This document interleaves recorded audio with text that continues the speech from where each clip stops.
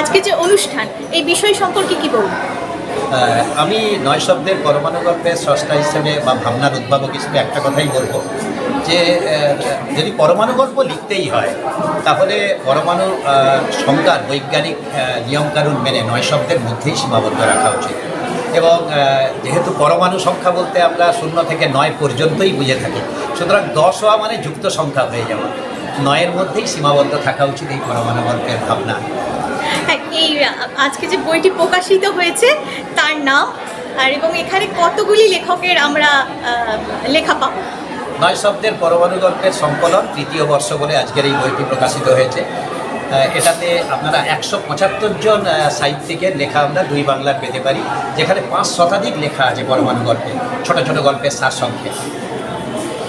দুই বাংলার কে মিলিতভাবে যে যৌথ প্রয়াস সাহিত্য, মানে আমরা জানি সৃষ্টি, নতুন করে তাকে আরও তুলে ধরা এবং নব প্রজন্মকে যেভাবে অগ্রগতির দিকে নিয়ে যাচ্ছেন বা নতুনদেরকে অত্যন্ত গ্রাম থেকে মানে নতুন লেখকদেরকে যেভাবে এই মানে তুলে ধরেছেন, এই বিষয় সম্পর্কে কি বলবেন?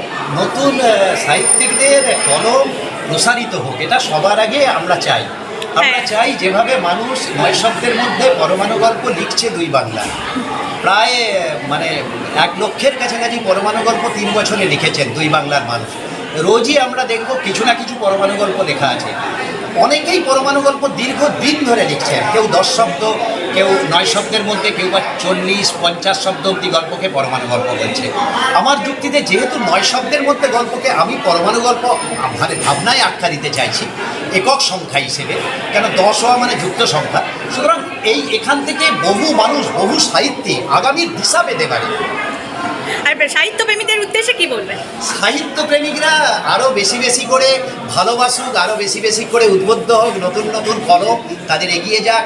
নতুন প্রজন্মের সাহিত্যিকদের বলবো তাদের চর্চা করুন, লেখা বাড়ান, কলমের সঙ্গে থাকুন। Thank you. নয় শব্দের যে গল্পের অনুষ্ঠানটি, মানে এটি এর মূল ভাবধারা কি?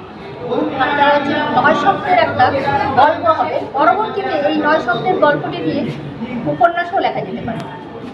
আর সাহিত্যপ্রেমীদের উদ্দেশ্যে কী বলবো? সাহিত্যপ্রেমীদের উদ্দেশ্যে বলবো আপনারা সবাই পরমাণু গল্প লিখুন এবং আপনাদের কলম যেন সবসময় সচল থাকে, আপনারা এগিয়ে আসুন।